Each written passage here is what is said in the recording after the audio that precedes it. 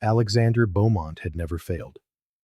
At 38, he was a billionaire, master of the most coveted hotel empire in Europe, and famous for winning the affections of any woman he desired. That was true until the day Isabela Santos stepped into his boardroom, looked him straight in the eye, and said, "Mr. Beaumont, I'm here to save your company, not to impress you." In that moment, for the first time in his life, the man who had always dictated the rules realized he had met someone who might just change them.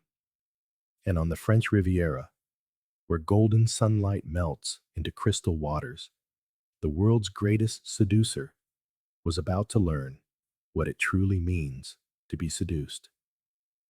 Nice, French Riviera.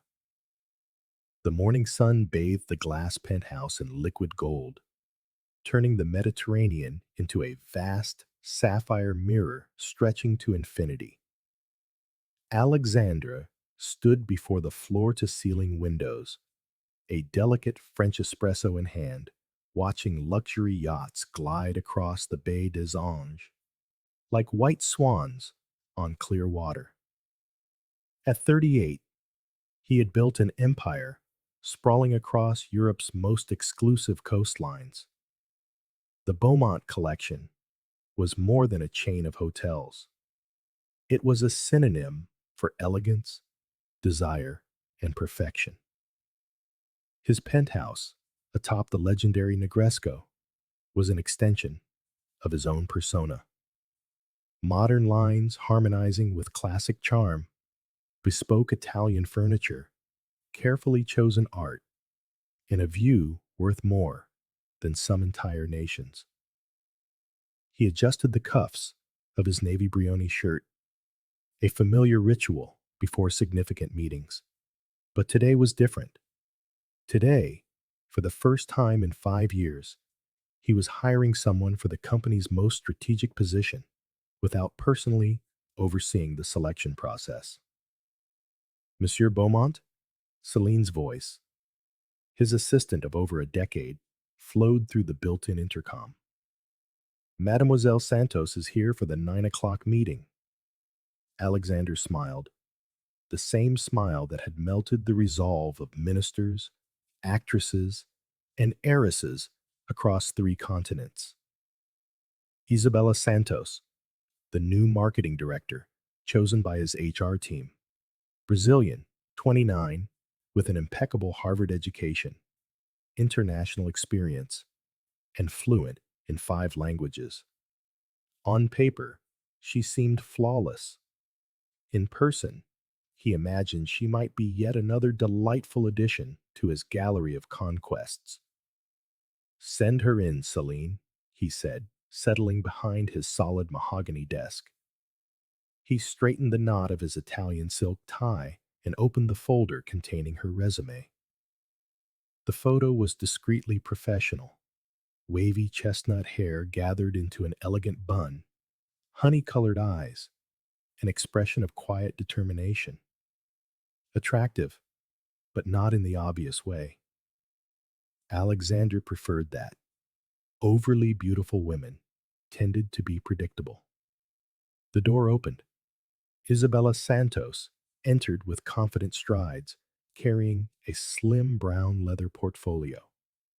Her charcoal gray suit was tailored to perfection. Elegant, not provocative. She stopped precisely 3 meters from his desk, her gaze holding steady on his eyes, not on his signature smile, not on the athletic frame maintained by Swiss trainers, directly, unshakably, on his eyes. "Mr. Beaumont," she said. Her voice was low, assured, with a subtle Brazilian accent that made each syllable linger just a fraction longer. "I'm Isabela Santos. I'm here to save your company, not to impress you." Alexander blinked. In 38 years, no woman had ever stood before him and begun a conversation as though his charm simply did not exist. He rose from his chair, extending a hand in greeting. She clasped it with professional firmness. No lingering touch, no knowing smile, none of the subtle signals he was used to receiving. Pleasure to meet you, Isabella. Call me Alexandre. Please, have a seat. She settled gracefully into the Italian leather armchair, crossing her legs with poised elegance before opening her folder. Before we begin, I'll be direct.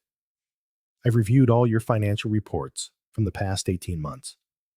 Your company is losing market share to American and Arab groups. Your brand is becoming outdated for the 25 to 40 demographic, and you lack a consistent digital strategy. I have 90 days to turn that around, or I imagine you'll find someone else. Alexander leaned back, genuinely surprised. You don't waste time with subtleties. I don't have time for subtleties, Mr. Beaumont. Alexander, he corrected gently. For the first time, he noticed a small smile on her lips. Not for him, but for herself. I came from DM Partners in Sao Paulo, managing luxury brands for the Latin American market. I know what works and what doesn't. And I know the Beaumont collection could become the most desired hotel brand in the world. But not with the strategies you have now. She slid a tablet across the polished table. On the screen, graphs, projections, competitor analyses, and a strategic plan that Alexander immediately recognized as far more sophisticated than anything his team had produced in the past 2 years. I worked on this over the 2 weeks between my hiring and today, she continued. I've identified 17 critical points and developed targeted strategies for each. But I need to know if you're willing to change the way you think about your business. Alexander studied the data, impressed not only by the quality of her analysis, but by her audacity. And if I say I'm not willing to change? Isabella closed her folder, stood, and extended her hand once more. Then it's been a pleasure meeting you, Alexander. I have other offers in London and New York. He laughed, an uncalculated, genuine laugh, so rare in his negotiations. Sit back down, Isabella. I think I've just found exactly what my company needs.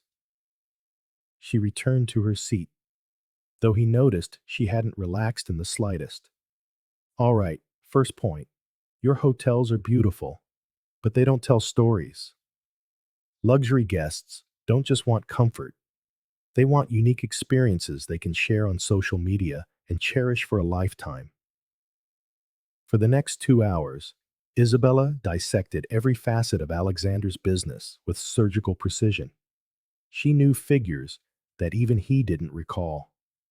She identified trends his team had overlooked and suggested creative solutions for problems he hadn't realized existed. And all the while, she treated him strictly as a client, not as a man. That was entirely new for Alexander. Since he was 16, he'd known that a simple smile could make girls forget what they were saying. He had never met a woman completely immune to his charm. Isabela Santos not only seemed immune, she gave no indication she'd even noticed it existed. I have one last question, he said, when her presentation concluded. Why did you leave Brazil? A professional of your caliber must have had extraordinary opportunities in Sao Paulo. For the first time, Isabella hesitated. Her honey-colored eyes drifted for a moment toward the sweep of the Mediterranean. Alexandra caught the fleeting change in her expression. A shadow of sorrow, perhaps, or simply fatigue.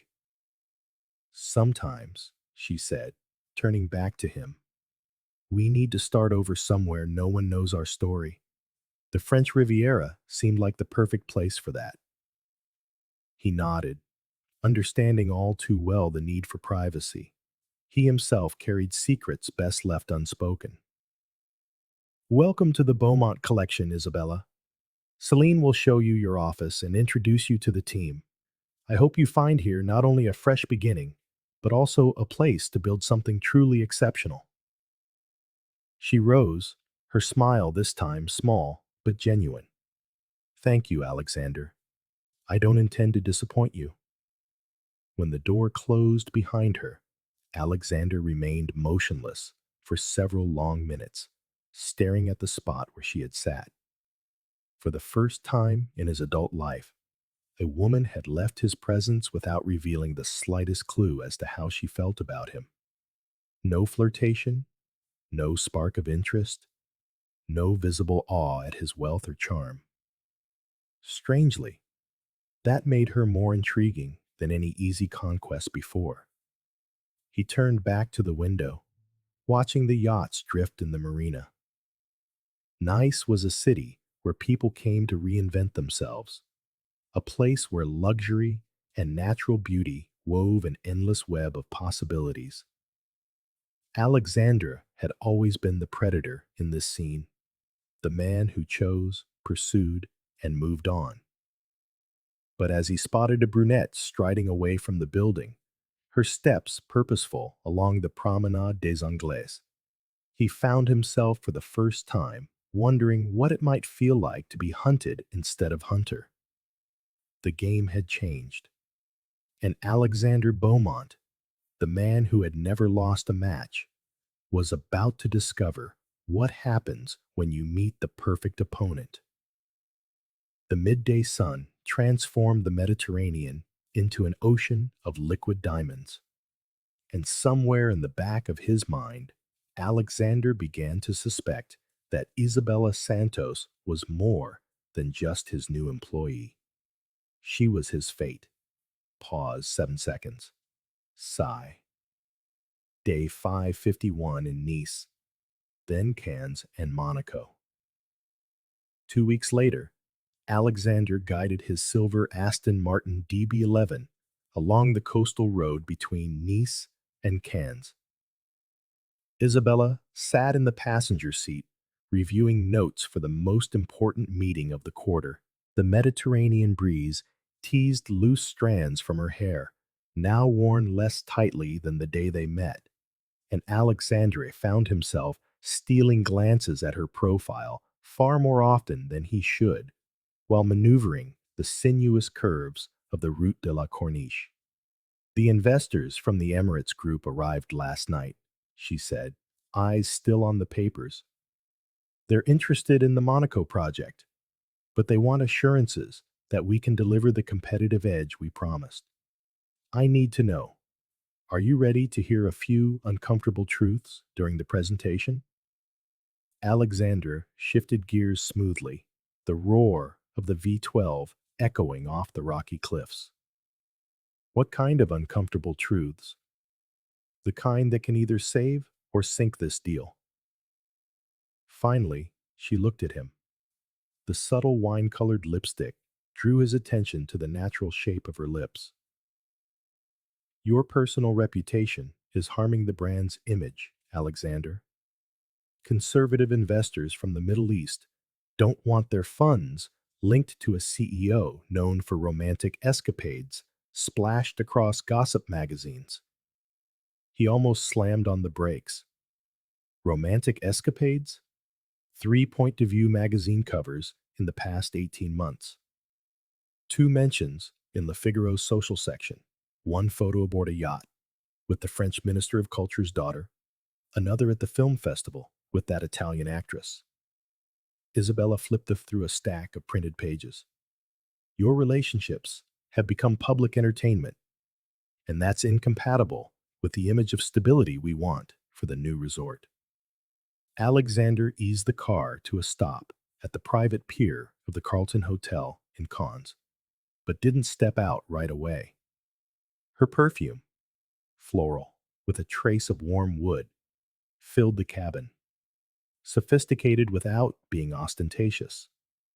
He realized he'd memorized that scent during their recent meetings. And what would you suggest? He asked, genuinely curious. Keep your personal life out of the spotlight for the next 6 months. No social events, with a companion. No intimate photographs, no appearances that could be read as frivolity. She tucked the documents neatly into her caramel leather bag.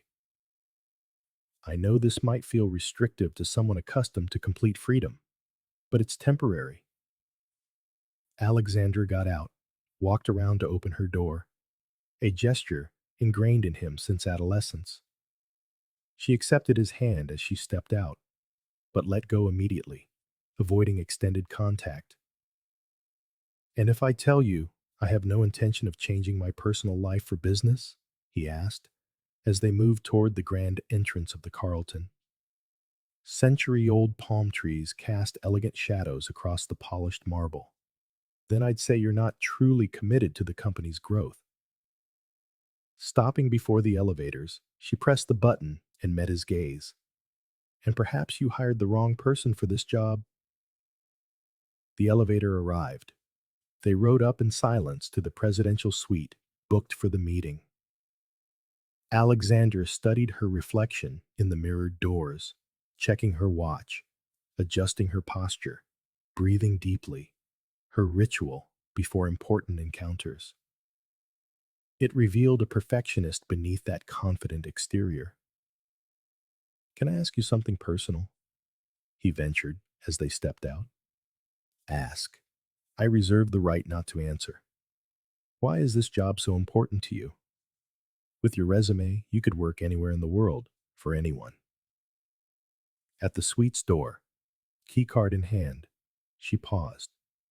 For a heartbeat, her face showed something unfamiliar. Vulnerability. Because I need to prove to myself that I can rebuild a career from scratch, that I can excel at something without relying on, she hesitated, on circumstances I couldn't control. Before he could ask more, she opened the door, slipping instantly back into the flawless professional he knew. But in those few seconds of candor, something had been revealed. He understood then. Isabela Santos wasn't just building a career in France. She was rebuilding herself. The meeting with the Emirates Group investors lasted 4 hours. Isabella guided the presentation with masterful poise, transforming figures into stories, forecasts into tangible possibilities. She spoke basic Arabic, just enough to break the ice, and had prepared targeted analyses of the Gulf's hospitality market, impressing even Alexander. When the investors left the suite, promising a response within 48 hours, Alexander felt certain he had just witnessed one of the finest business presentations of his life. They'll say yes, Isabella remarked, gathering the scattered documents from the polished mahogany table. Mr. Al-Mansuri seemed particularly interested in the expansion proposal for Brazil. I believe we can expect a counteroffer, better terms even. Oh? And how do you know that? Because he mentioned 3 times that Brazilians are warm and welcoming, and asked specifically about my experience in the Sao Paulo market. She smiled, an unfeigned, professional satisfaction lighting her face. He's thinking bigger than just the Monaco resort. Alexander stepped toward the floor-to-ceiling windows overlooking the Croisette.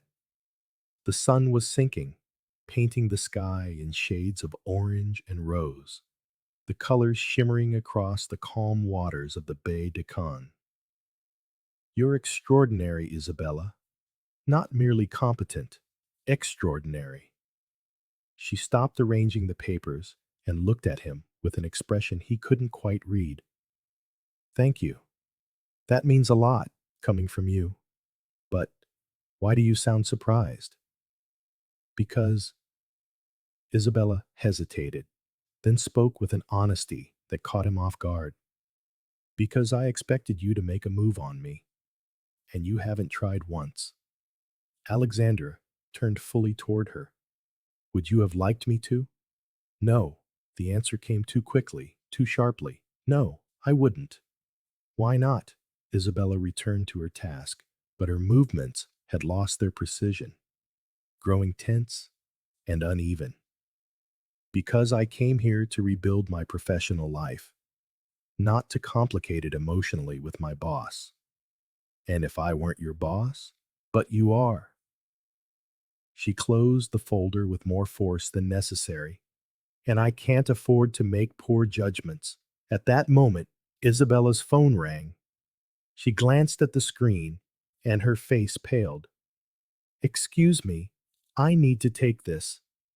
She stepped out onto the balcony, but Alexander could still catch fragments of her voice through the glass doors. She was speaking Portuguese, tense, almost desperate. He caught, I can't come back right now. You promised you wouldn't call me. Please, just leave me alone. When she returned, she looked visibly shaken, her attempt at composure failing. Is everything all right? Alexander asked. It's fine. She tried to smile, but the effort fell flat.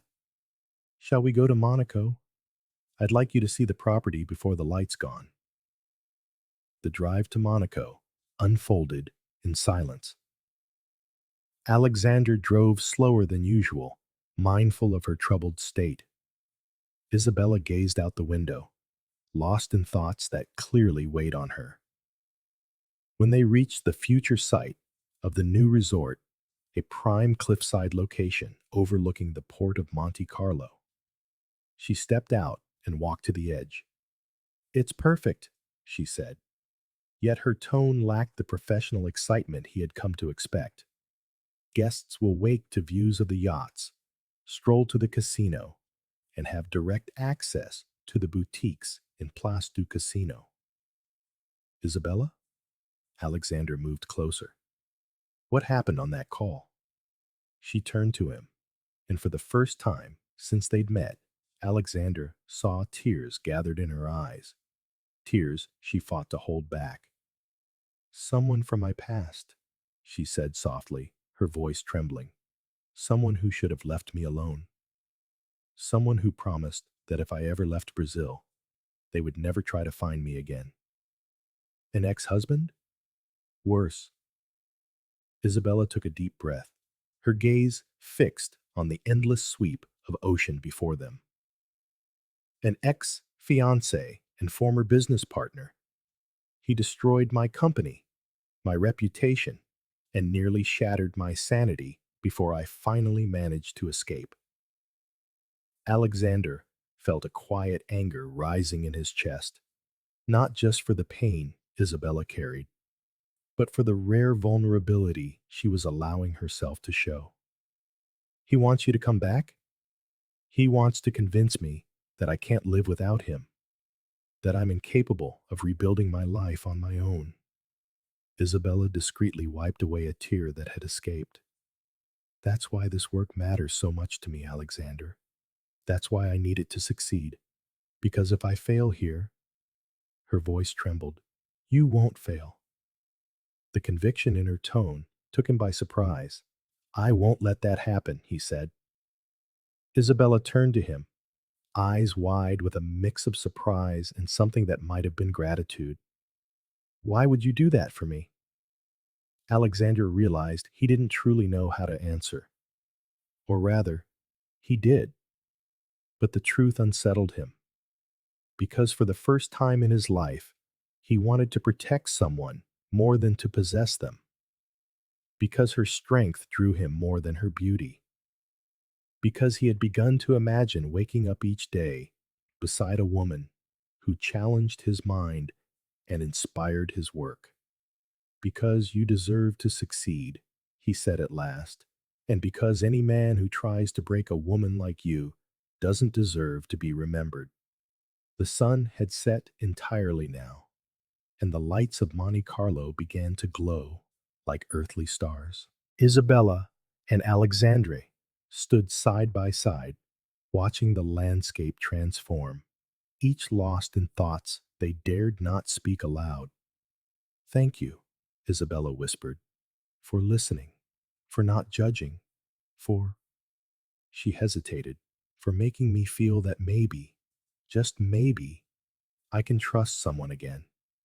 Later that night, when they returned to Nice, Alexander realized that something fundamental had shifted between them. Isabella was no longer simply an employee, impervious to his charm. She was a strong woman, one who had endured devastating betrayal and chosen to start anew. And he was no longer just the CEO, accustomed to getting everything he wanted. He had found someone worth fighting for, even if that meant changing his own rules. Sound of a car accelerating. Private villa in Saint-Tropez. The Villa Bellevue rose like a Provençal dream against the endless blue of the Mediterranean, its pale stone walls embraced by cascades of purple bougainvillea dancing in the morning breeze. Alexander had bought the property 3 years ago, not only as an investment, but as a refuge, a place to escape the relentless demands of business and the intrusive lenses of the French press. Now, for the very first time, he had brought someone from the company to work here. Isabella stepped out of the navy blue BMW convertible and paused, taking in the breathtaking view. The villa perched atop a private hill, its terraces flowing gracefully toward the sea. Gardens of lavender scented the air, and countless intimate corners offered space to work, or simply to lose oneself in the natural beauty of the Côte d'Azur. "It's magnificent," she said, adjusting the strap of her leather bag on her shoulder. She was wearing a white linen midi dress, its simple elegance amplifying the grace of her movements. Alexander found himself watching the way the light fabric danced in the wind. "I understand now why you chose this place to develop our proposal for Brazil," she said. They had come to Saint-Tropez to work on the international expansion strategy, more specifically, to design a detailed market entry plan for Brazil that would be presented to Emirates Group investors the following week. It was a project that demanded complete focus, away from the distractions of their office in Nice. The villa offered the perfect environment, luxurious enough to inspire ambition, yet secluded enough to ensure privacy. "This house has 6 suites," Alexander explained as he carried the luggage toward the main entrance. "You can choose any of them, except the master suite on the 3rd floor. That one's mine. We have a minimal staff. Marie Claire, who takes care of the house and prepares meals, and Henri, the gardener. They're discreet and professional." Isabella nodded without meeting his gaze. He had noticed that since their arrival, she avoided looking directly at him. Even during the 3-hour drive from Nice, she had kept their conversation strictly professional, speaking about market analyses and financial forecasts, as if the moment of vulnerability they'd shared back in Monaco had never happened. "We could set up our temporary office in the main hall," she suggested, scanning the room through the French windows. "The dining table is large enough to spread out all our documents, and the view might inspire us." The villa's interior was a perfect harmony of rustic charm and refined elegance. Aged wooden beams stretched across the ceiling. Terracotta floors glowed warmly under the soft light, and antique French furniture blended seamlessly with discreet modern technology. Alexander had decorated each room personally, choosing pieces that carried a history. An 18th century table, once owned by a Provençal count. Leather armchairs, acquired at a London auction. Artworks by local painters that captured the region's unique light. "Perfect," Alexander agreed. Marie Claire prepared a light lunch for us. We can eat on the terrace and start working afterward. Lunch was served on the covered balcony, which opened onto a panoramic view of the sea. Fresh Niçoise salad with tuna, warm artisanal bread, local cheeses, and a chilled bottle of rosé from the neighboring vineyard. Isabella ate with genuine appetite, complimented the flavors, and engaged in pleasant conversation about the region's history. Yet Alexander sensed a quiet tension in her every move. "Can I ask why you're so tense?" he said, when they had finished eating. Isabella paused, her glass of rosé halfway to her lips. "I'm not tense. You are. You haven't looked me in the eye once since we arrived. You're speaking twice as fast as usual, and you just rearranged the cutlery 3 times during lunch." She set her glass down and finally met his gaze. "All right, I'm a little uncomfortable." "And why is that?" "Because this—" She gestured vaguely toward the breathtaking view, the elegant table, the intimate atmosphere. "Doesn't feel like work. It feels like a romantic weekend." A smile tugged at Alexander's lips. "Would that be a problem?" "It would be highly inappropriate." Isabella rose from the table and began stacking the plates with meticulous care. "We're colleagues, Alexander. I'm your employee. There are rules about situations like this." "What rules?" "Professional rules, ethical rules, sensible rules." She carried the plates inside, and Alexander followed her into the rustic kitchen, where Marie Claire had left everything in immaculate order before heading off for her weekend break. "Isabella—" Alexander stepped between her and the sink, forcing her to stop rearranging the dishes. "Look at me." She lifted her gaze reluctantly, and Alexander saw fear there, not of him, but of her own reaction to him. "I didn't bring you here to seduce you," he said, his honesty unwavering.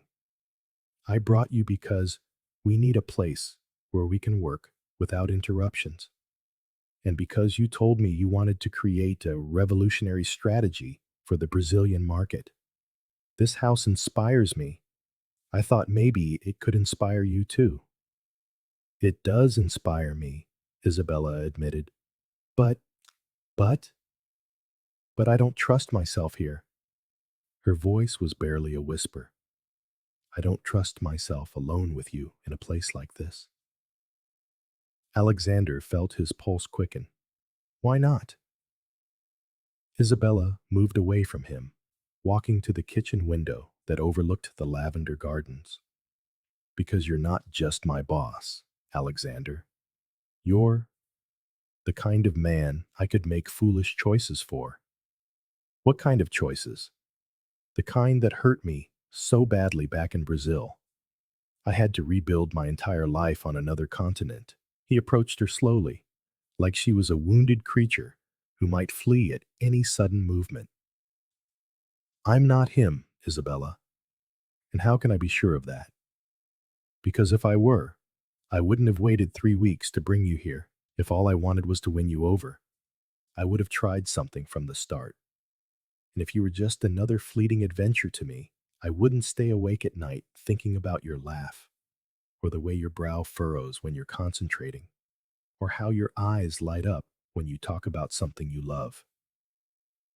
Isabella turned toward him, startled. "You've noticed all that?" "I've been noticing you since the very first day. Not just your talent, not just your beauty, but you, the person you are when you think no one's watching." Silence stretched between them, heavy with a tension that was no longer purely professional. Alexander could hear the pounding of his own heart, catch the faint sweetness of her perfume, mingling with the lavender drifting in from the open window. "We should work," she said at last, though her voice lacked conviction. "Yes, we should." Neither of them moved. "Alexander?" "Yes?" "You scare me." "Why?" "Because when you look at me like that, I forget every reason why this is such a bad idea." Before Alexander could reply, the distant rumble of thunder rolled across the hills. They turned toward the window and saw dark clouds gathering on the horizon, swallowing the perfect blue sky in drama and shadow. Storm's coming, Alexander observed. Great, Isabella murmured. We'll be stuck here. The next few hours passed in a determined attempt to stay focused on work. Documents spread across the dining table, laptops open, video calls with consultants in Sao Paulo. Together, they plunged into the complexities of the Brazilian market. Isabella was in her element, explaining cultural nuances, regional differences, and growth opportunities Alexandra had never considered. Brazil isn't just one country, she said, pointing to demographic charts. It's many countries within one. The luxury audience in Sao Paulo has entirely different expectations than the one in Rio de Janeiro. And if we want to expand into the Northeast, we'll need a completely different strategy. Alexander was captivated, not only by her insights, but by the fire in her voice whenever she spoke of her homeland. Her eyes sparkled, her hands moved expressively, and he could hear the longing in her voice as she described the golden beaches of Florianopolis and the vibrant cultural heartbeat of Salvador. Do you miss Brazil? He asked. Isabella paused in the middle of explaining the ebb and flow of tourist seasons. I miss certain parts. The landscapes, the music, the food, the people. But I don't miss my life there. Not at all. Maybe my family. My parents are still in Sao Paulo, and my younger sister is finishing college. She smiled, bittersweet. But they understood why I had to leave. They know that sometimes starting over means going far, far away. Outside, the storm had reached full force. Lightning lit the darkened sky. Rain hammered the windows with growing intensity. Alexander stood to close the blinds, and a sudden, violent clap of thunder made Isabella flinch. It's all right, he said as he returned to the table. This house is strong. It's weathered many storms. I know, it's just... Storms have always made me uneasy, ever since I was little. Alexander saw she was more shaken than she let on. Her hands trembled as she tried to arrange the scattered papers. Without thinking, he stepped closer, resting a gentle hand on her shoulder. Hey, he said softly. You're safe. She looked up at him, and in that moment, with the golden candlelight Marie Claire had lit, before leaving mingling with the sharp flashes of lightning, Alexander saw a vulnerability she rarely allowed anyone to see. Without realizing it, his hand slid from her shoulder to her face, his thumb tracing her cheek. Alexander, she whispered, but she didn't pull away. Tell me to stop, he murmured, leaning closer. I should, but will I? She closed her eyes briefly, inhaled deeply, and when she opened them again, her answer was clear as crystal. No, she whispered. The kiss that followed was tender enough to surprise him. It wasn't the measured kiss of a practiced seducer. It was something else entirely, something raw and real, steeped in feelings he had tried so hard to deny. Isabella responded with equal fervor, her hands sliding to his chest, clutching at his shirt as though to confirm he was really there. When they finally broke apart, both were breathing unevenly. Alexander rested his forehead against hers, still cradling her face in his hands. Isabella, I know, she interrupted. I know this complicates everything. I don't care, but I should. We both should. She eased back, though not far enough to remove herself from him entirely. Alexander, I can't afford to get hurt again. And you have a reputation for not committing to anyone. What if I told you that you make me want to commit? Isabella gave a soft laugh, though it lacked joy. I'd say you're letting the storm, the isolation, all of this influence you. And tomorrow, when we're back in Nice, back to reality, you might feel differently. Alexander wanted to protest, wanted to tell her she was wrong, that what he felt was real, unshaken by circumstance. But deep down, a quiet voice wondered if she might be right. After all, he had never felt anything like this before. How could he be certain it would last? Maybe you're right, he admitted reluctantly. Isabella nodded, yet he caught the flicker of pain crossing her face before she could hide it. Then maybe it's better if we pretend this never happened. Is that what you want? It's what makes sense. But is it what you want? Isabella held his gaze for a long moment, and Alexander saw in her eyes the same inner battle he was fighting. No, she whispered at last, but sometimes we want things that aren't good for us. The storm raged all through the night, and they spent the next hours forcing themselves back into the rhythm of work, discussing marketing strategies and financial analyses as if that kiss had never happened. Yet, there was a new current in the air, a mutual awareness that made every accidental touch, every glance, feel charged with meaning. When they finally retreated to their separate rooms, it was well past midnight. Alexander lay awake for hours, listening to the rain fade to a soft drizzle, thinking about the taste of Isabella's lips, the way she had breathed his name, the look in her eyes when he made her want to commit. Downstairs, Isabella was still awake, staring out her sweet window at the rain-soaked gardens, wondering whether walking away from him had been the biggest mistake of her life, or the wisest choice. Neither knew. The other was equally restless, equally uncertain, equally in love. The storm had passed, but it had left something behind, something that had altered the atmosphere between them for good. And when the sun rose over Saint-Tropez, painting the sky in shades of rose and gold, they both knew they could no longer pretend to be just colleagues.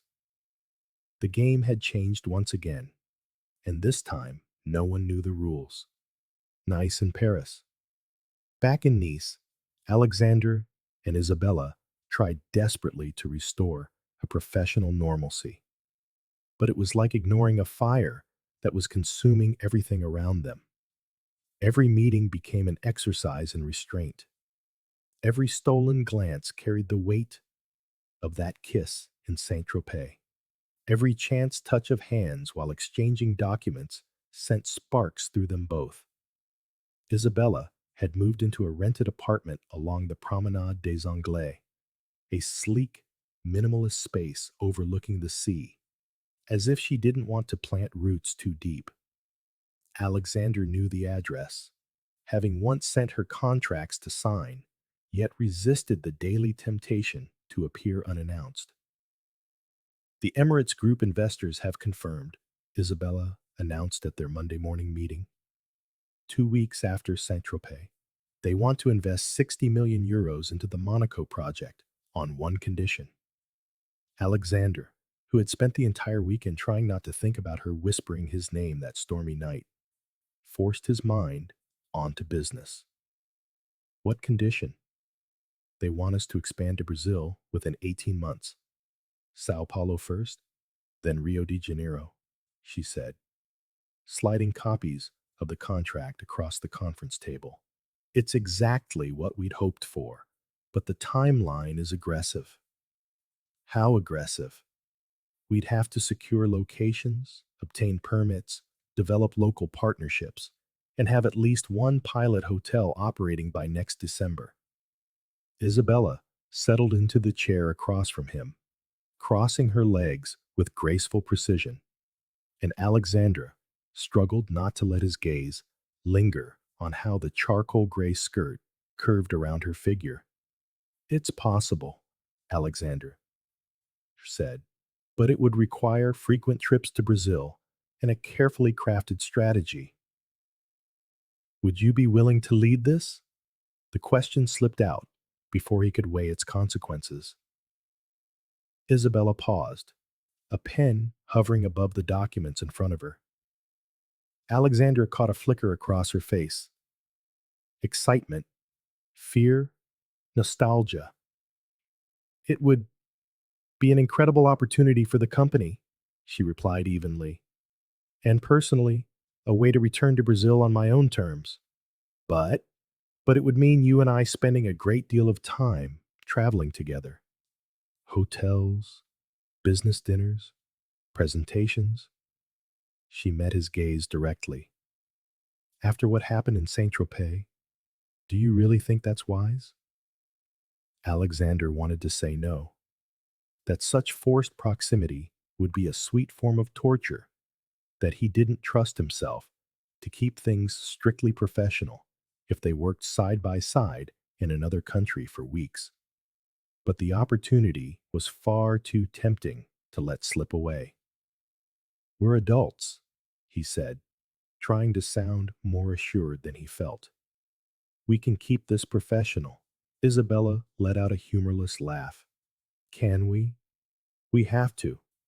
All right. She returned her attention to the papers, though Alexander noticed a slight tremor in her hands. In that case, I suggest we start with a preliminary trip to Paris. I have contacts at the Brazilian consulate who can expedite the documentation, and we need to pitch the project to some French investors before heading to Sao Paulo. Paris, the most romantic city in the world. Alexander wondered if she was testing them both, or if she truly believed they could keep this business only. When do you suggest we go? This week, Wednesday and Thursday. We can take the TGV Wednesday morning and return Friday. Separate hotels? She hesitated just a heartbeat before replying, Of course. But Alexander saw the lie in her eyes, just as she could surely see the one in his. The trip to Paris began without incident. They boarded the high-speed train from Nice, spending the 5-hour journey immersed in work. Isabella refining presentations, Alexandra making international calls. Their conversations strictly professional. When they arrived at Gare de Lyon, a limousine was waiting to take them to their hotels. Alexandra had booked a suite at Le Bristol, on Rue du Faubourg Saint-Honoré. Isabella would stay at the Intercontinental Le Grand, on Boulevard des Capucines. Both luxury hotels in different districts, far enough apart to avoid accidental meetings. Shall we meet at the consulate at 2 o'clock?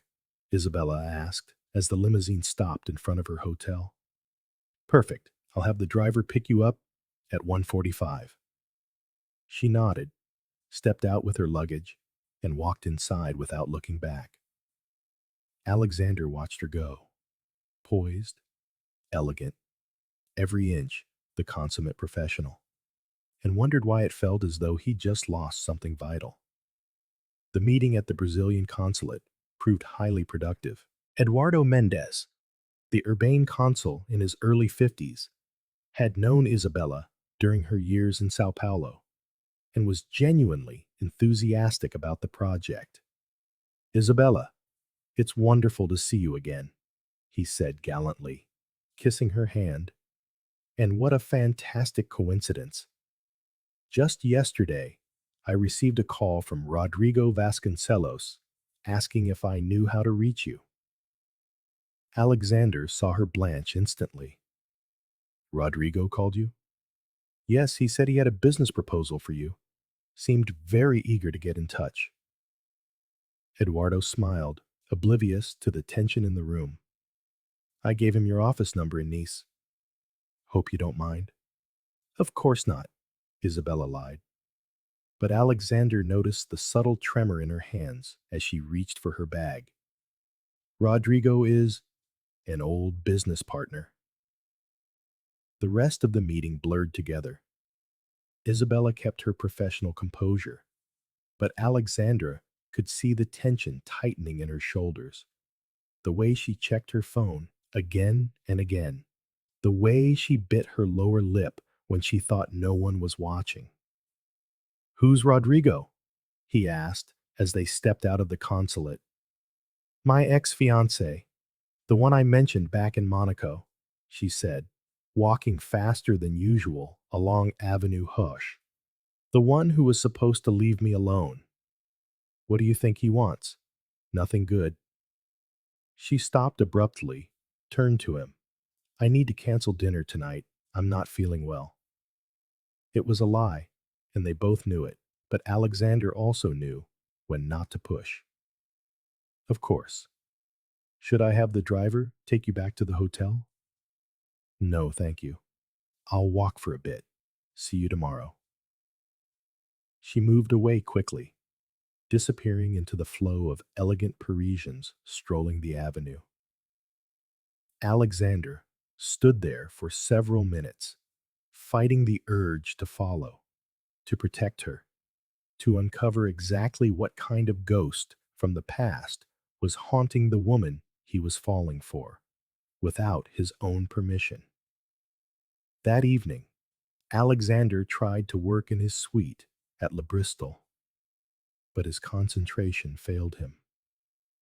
Around 9, his phone rang. "Alexander?" Her voice was fragile, vulnerable. "Sorry to disturb you. I know I said I needed to be alone, but where are you?" "In my room, and I don't want to be alone tonight." He didn't hesitate. "I'm coming to get you." "No, just come here. Room 1015. 30 minutes later, Alexander stood at the door of Isabella's room in the Intercontinental. She opened it wearing a dark blue silk robe from the hotel, her hair falling loose in waves over her shoulders, her eyes red as if she'd been crying. "He called," she said, without preamble. "3 times. Left horrible messages, saying he knows where I am, that he'll come to France if he has to, that I can't just vanish from his life." Alexander stepped inside and closed the door. The room was elegant, yet impersonal, with a view of Paris's rooftops lit against the night. Room service had been delivered. A half-empty bottle of red wine sat on the table beside an untouched tray of cheeses and fruit. "What exactly happened between you two?" he asked softly. Isabella poured herself another glass of wine, offered one to him. "Rodrigo was my partner in the marketing agency we built in Sao Paulo. He was also my fiancé. For 3 years, I believed we were equals, both in business and in life." She settled into an armchair by the window, while Alexandra took a seat on the sofa, a respectful distance away. "Then I found out he was siphoning money from the company into personal investments and having an affair with our biggest client, an heiress whose contracts made up 60% of our revenue." She took a small sip of wine, as if gathering strength. "When I confronted him, he told me I was naive. That business always requires a certain ethical flexibility, and if I couldn't accept that, maybe I wasn't partner material for him at all. What did you do?" "I tried to blow the whole thing open. I went to the other clients, showed them the evidence of the embezzlement, tried to save the company." Isabella let out a bitter laugh. "But Rodrigo was ahead of me. He had forged documents proving I knew everything, that I had approved the transfers. Overnight, I became the corrupt partner trying to ruin poor, betrayed Rodrigo." A cold anger spread through Alexandre's chest. "He turned the entire situation against you." "Perfectly," she said. "In 6 months, I lost the company, my reputation, my fiancé, and most of my friends. The business press in Sao Paulo painted me as an ambitious woman who tried to destroy her partner when she was caught stealing." She drained her glass of wine. "That's why I came to France. That's why this job matters so much. And that's why I cannot afford reckless, emotional choices. Alexander rose from the sofa and stepped toward her. Look at me, Isabella. She lifted her eyes, and in that moment, Alexander saw all the pain and all the uncertainty she masked so well behind her professional competence. I am not him, Alexander said firmly. I could never do something like that to you. How can I be sure? Because if I wanted to hurt you, I already would have. Because if I didn't care, I wouldn't be here right now. He brushed her cheek with a tender touch. Because when I look at you, I don't see an employee or an achievement. I see the most extraordinary woman I've ever known. Isabella closed her eyes and leaned into his hand. Alexander, I'm in love with you, and it terrifies me. Why? Because the last time I fell in love, it almost destroyed me. And you have the power to destroy me completely. Alexander kissed her then, softly at first, then with all the passion he had been holding back ever since Saint-Tropez. Isabella met him in equal measure, her hand sliding into his hair, pulling him closer. Stay with me tonight, she whispered against his lips. I know it's crazy. I know it complicates everything, but stay. He didn't answer in words. They made love with a ferocity that startled them both, not only in physical desire, but in a deep emotional connection neither had ever felt before. Alexander discovered that Isabella was even more beautiful without her professional armor. Vulnerable, ardent, whispering confessions in Portuguese, words he could not understand, but felt with his heart. Afterward, they lay entwined in Egyptian cotton sheets, the lights of Paris shimmering through the curtains. Isabella traced lazy circles across his chest. What have we done? She asked, without an ounce of regret. We stopped pretending we're just colleagues, Alexander replied, kissing the crown of her head. And now? Now we face the consequences together. She propped herself up on one elbow to meet his gaze. Are you sure? Because if this is just physical for you, I'd rather know now. Alexander pulled her closer. Isabella, I've never felt for anyone what I feel for you. I've never wanted to wake up beside the same person every morning. I've never imagined sharing not just my bed, but my dreams, your dreams, traveling the world together, building something greater than just a company, building a life, maybe even. He hesitated, surprised by his own words. Maybe even having a family someday. Isabella kissed him, long and deep. You make me want to believe in happy endings again. They had spent the entire night talking, weaving plans, sharing secrets, unveiling the quiet corners of their pasts. Alexandra spoke of his lonely childhood as an only child of workaholic parents, of how he had built his business empire to prove he could succeed entirely on his own.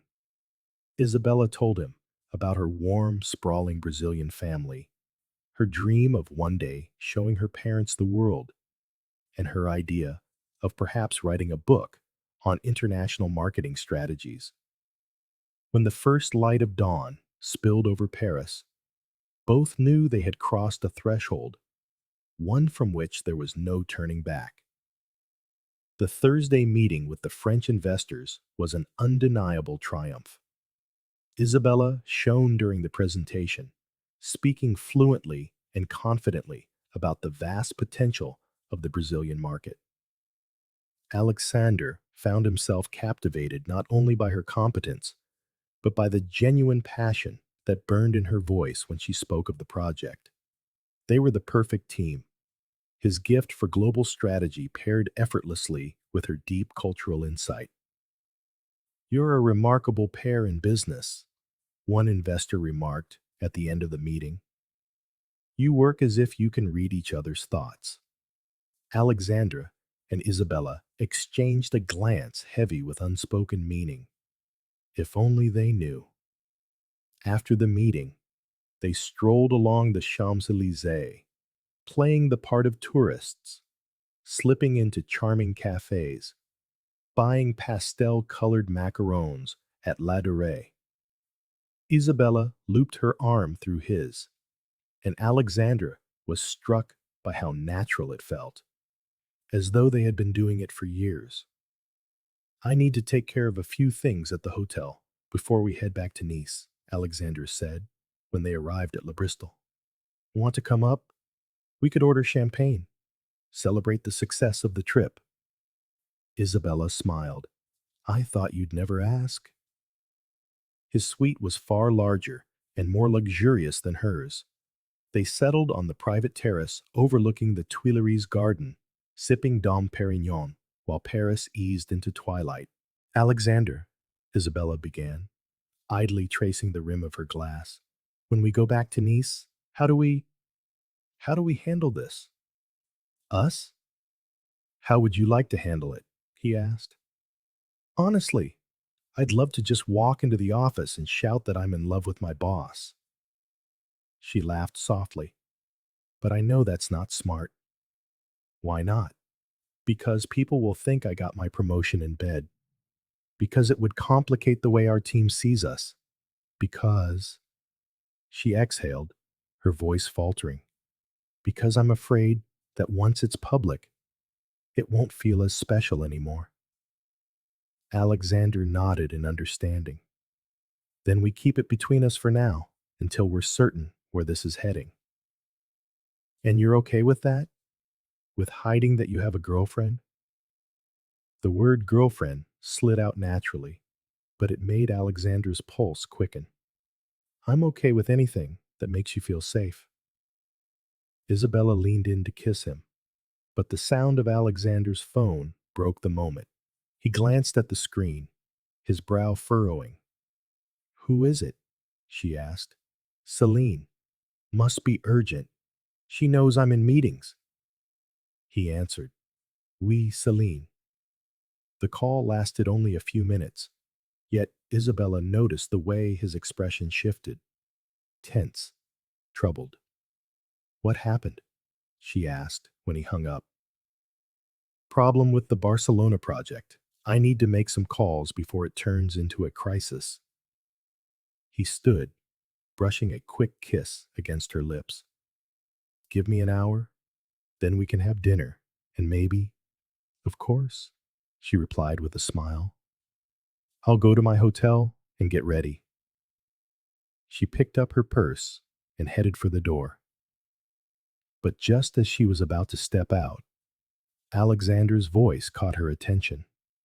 He was speaking in English, and it wasn't about Barcelona. It was about her.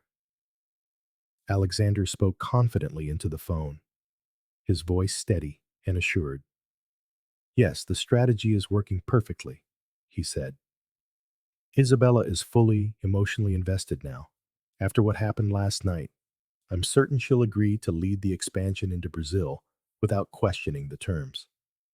No, I'm not taking advantage of her. I'm just being strategic. She's too valuable to let slip away. And if she thinks she's in love with me, she'll work even harder to impress. Yes, I know the risks, but trust me, Alexandre Beaumont always gets what he wants. Isabella felt the world shatter around her. With trembling hands, she quietly opened the door and slipped out of the suite, her legs barely carrying her to the elevator. Back in her hotel room, she sank onto the bed, stunned and reeling as she tried to make sense of what she'd overheard. Everything had been carefully planned. The interest, the compliments, even the love confession from the night before. Alexandre Beaumont had manipulated her feelings, just like Rodrigo had done. But this time, she had given herself completely. Tears streamed down her face as she began packing her bags. First, she would write her resignation letter. Then, she would take the first flight back to Brazil. The game was over, and Alexander had won more than he expected, but lost far more than he could imagine. In Nice, Alexander sensed something was wrong when Isabella didn't appear for dinner.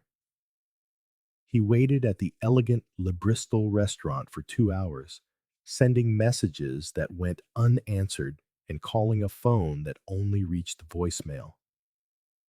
When he finally returned to her hotel, the receptionist informed him, with a polite smile, that Mademoiselle Santos had checked out at 10 that evening. On his train ride back to Nice the next morning, Alexander tried calling her countless times. Each attempt went straight to voicemail, and his messages remained unread. A deep, unfamiliar panic began to build in his chest. Isabella had vanished without a trace. "Celine," he said urgently as soon as he entered the office. "I need to speak with Isabela Santos right away." "Monsieur Beaumont," Celine replied hesitantly, holding a sealed envelope. "She was here an hour ago. She left this for you and said she wouldn't be returning." With shaking hands, Alexander tore open the envelope. Isabella's elegant handwriting filled the page. "Alexander, please accept my immediate resignation from my position as Director of Marketing at Beaumont Collection. Personal reasons prevent me from continuing. All ongoing projects are documented and organized, and my team is ready to proceed. Thank you for the opportunity. Isabela Santos. P.S. Congratulations, you won again." He read the letter 3 times before the words truly sank in. "Celine, did she mention where she was going?" "No, monsieur, but she seemed deeply saddened." Alexander rushed to Isabella's apartment on the Promenade des Anglais. The doorman told him she had left that morning with 2 suitcases, dropping off her keys and saying she wouldn't return. The place was empty and immaculate, as if she had never lived there at all. It was then that Alexander realized he had lost the only woman he truly loved, and he had no idea why. For the next 3 days, he exhausted every option. He contacted the Brazilian consulate in Paris. Consul Mendez confirmed that Isabella had canceled all her professional commitments. He searched hotels in Nice, Cannes, and Monaco. He even considered hiring a private detective. "Monsieur," Celine said on Thursday, stepping into his office with a tense, worried look, "perhaps it's time to accept that Mademoiselle Santos doesn't want to be found." "No." Alexander stood before the vast, panoramic windows, eyes fixed on the glittering Mediterranean, as if willing her to appear, walking along the shore. Something happened in Paris, something that made her think. "I don't know what. Have you asked yourself whether you might have done something to hurt her?" He turned, startled. In over 10 years of working together, Celine had never questioned his personal actions. "What do you mean?" "Forgive my frankness, monsieur, but in 30 years of observing powerful men, I've learned this. Sometimes you wound the people you love the most without even realizing it." Celine adjusted her glasses. Mademoiselle Santos was different from the others. Perhaps she needed a different kind of reassurance. Frustrated, Alexander raked a hand through his hair. "Celine, I told her I loved her. Told her I wanted a future together. What more could I have done?" "Maybe the question isn't what you told her, but what you told others about her." Her words struck with the force of lightning. He thought back, slowly, painfully, to a phone call he had made on Thursday night, after Isabella had left his suite. It had been with Jacques Moreau, one of the French investors, about the company's expansion strategy. And then, his blood froze at the memory. He had said, "Isabella is completely emotionally invested now.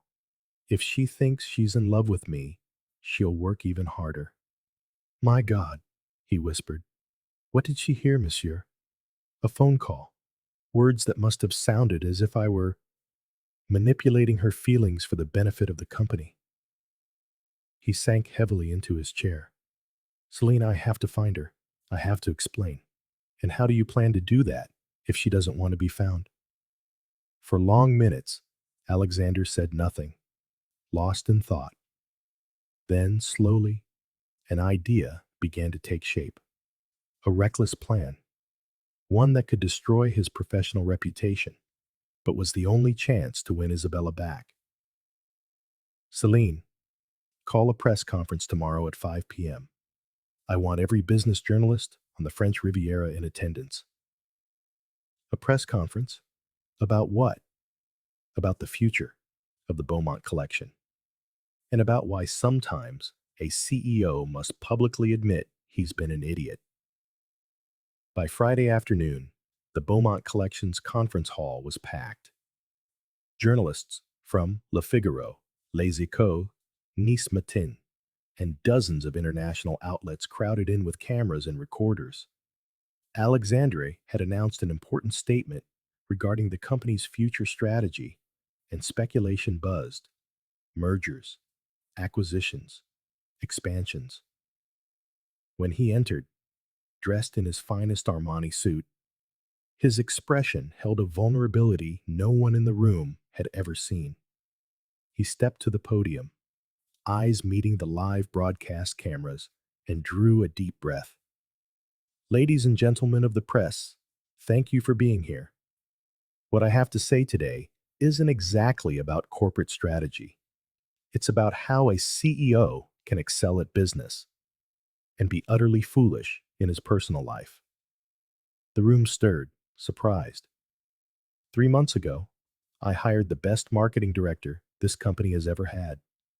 Isabela Santos revolutionized our strategy, saved our most important projects, and created opportunities we never even dared imagine. But more than that, she changed me as a man. The cameras fixed on Alexandra, capturing every flicker of emotion as he bared his soul to the entire nation. Isabela taught me that real power isn't about conquering people. It's about being conquered by them. That success means nothing if you have no one special to share it with, and that sometimes the smartest decision a man can make is to admit he's hopelessly in love. The journalists exchanged stunned glances. Alexandre Beaumont, the most sought-after bachelor on the French Riviera, was making a live declaration of love on national television. Unfortunately, my reputation as a playboy got in the way of my sincerity.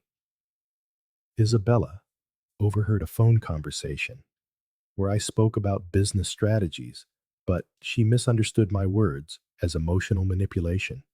She was wrong, but I understand why she thought that. Alexander paused, locking eyes with the main camera, as if speaking directly to her.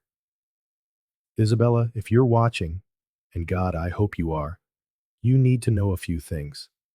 First, the conversation you overheard was about persuading Jacques Moreau to invest more in our company because he was impressed by our teamwork. Yes, I mentioned that you were emotionally involved with me, but only as a man proud to have won the heart of the most extraordinary woman he has ever met. Silence filled the room. Alexander felt tears welling in his eyes, but made no effort to hide them. Second, I love you. Not as a boss loves a talented employee, not as a man loves a fleeting conquest. I love you as a man loves the woman he wants to spend the rest of his life with. I love your intelligence, your strength, your vulnerability when you think no one is watching. I love the way you furrow your brow when you're focused, the way you laugh when truly surprised, the way your eyes shine when you speak of your dreams. He stepped away from the podium, leaning toward the lens, speaking as if it were her gaze staring back at him. Third, I am resigning as CEO of the Beaumont collection. A wave of voices erupted. Alexander raised his hand for silence. I cannot run a company bearing my name if the woman I want to be my wife is not here to build it with me. Isabela, if you come back, we can start fresh, as equal partners. If you don't, I will sell everything and come after you, wherever you are, until you forgive me for being too proud to see I had already found the love of my life. He drew a deep breath for his final words. Isabela Santos, you changed my game forever. Now I need to know. Will you give me a second chance to prove that when I say I love you, it's not strategy? It's the first genuine truth I've ever spoken in my life? The press conference exploded into chaos, flashing cameras, urgent questions. But Alexander answered none. He simply walked out, slid into his Aston Martin, and drove toward Nice airport. At that very moment, Isabela stood in the check-in line at the international terminal, waiting for her 7:15 Air France flight to Sao Paulo. For the past 4 days, she had been hiding in a modest hotel in Antibes, trying to summon the courage to return to Brazil and start over. When Alexander's face appeared on a nearby screen, her heart skipped. As his words spilled into the terminal, her hands began to tremble. And when he spoke of love, of giving up everything for her, tears streamed freely down her cheeks. Mademoiselle, are you all right? Asked the check-in attendant. Isabela glanced down at the passport in her hands, then back up at the screen where Alexandre Beaumont had just walked out of the press conference. No, she whispered, I am being ridiculous.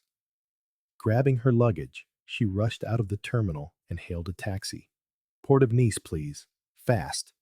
The cab sped through the streets while Isabela tried to process everything she had just learned. Alexander had publicly resigned. For her. He'd risked his reputation, his company, everything he had built, just to prove his love. Maybe she had misunderstood that phone call. Maybe her history with Rodrigo had left her too paranoid, too defensive. Maybe, just maybe, she'd finally met a man worth the risk.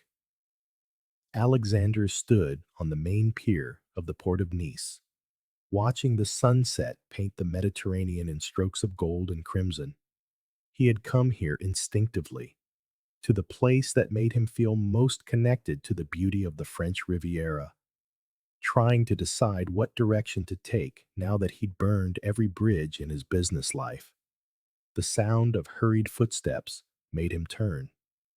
Isabela was running toward him, still in the navy blue dress she'd worn to travel, her hair flying in the wind, tears shimmering in her eyes. Alexander, she called, not caring about curious glances from passers-by. He turned fully, disbelief in his gaze. Isabela? She stopped a few steps away, breathless, searching for the right words. You resigned? Yes. For me?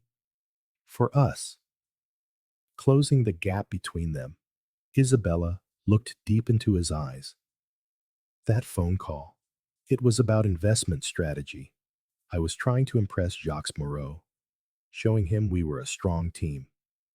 I would never use your feelings to manipulate you. Alexander's touch was gentle as his hand cupped her face. Isabela, you're the first woman who's ever made me want to be better than I am. How could I ever want to hurt you? I'm sorry, she murmured. I should have asked, should have trusted you. But after what happened in Brazil, I understand, he said softly, and I promise I'll spend the rest of my life proving you can trust me. He took her hands, his voice a vow. Isabela, I love you, madly, completely, eternally. I want to wake up beside you every day. I want to build dreams with you. I want our children to have your eyes and your brilliance." She laughed through her tears. "Our children." "Our children," Alexander corrected, smiling. "Isabela Santos, will you take me back? Will you give me the honor of rebuilding the Beaumont Empire with me, as equal partners in life and in business?" Her answer was a kiss, fierce, unrestrained, filled with every ounce of passion she'd tried to contain, every bit of love she'd tried to deny. It was a kiss that sealed not just their reconciliation, but a promise of the future, a declaration that sometimes love is worth risking everything. When they finally pulled apart, Alexander cradled her face in his hands. "So, does that mean yes? It means you're an irresistible romantic fool who just won my heart forever. And the company?" Isabella's radiant smile told him everything he'd been missing. "The company we can rebuild. But first, I think you owe me dinner and a very long talk about how we're going to make this work." "I have a better idea," Alexandra said, nodding toward his yacht moored nearby. "How about we start our honeymoon before the wedding? We could sail along the Italian coast, plan our future, and I can spend every single minute proving just how much I love you." "Honeymoon?" Isabella laughed. "You haven't even asked me to marry you yet," she teased. Alexander dropped to one knee right there on the pier, the golden Mediterranean glimmering behind him, a crowd of curious onlookers gathering around. "Isabela Santos, the woman who changed my life and stole my heart, would you grant me the immeasurable honor of becoming my wife?" "Get up, you fool." Isabella laughed, pulling him to his feet before kissing him again. "The answer is yes. It's always been yes." As the sun dipped fully behind the horizon of Nice, Alexandre and Isabella strolled toward the yacht, fingers intertwined, stepping into the future they would build together. The game was over, not with a winner and a loser, but with two hearts finally finding their home in each other.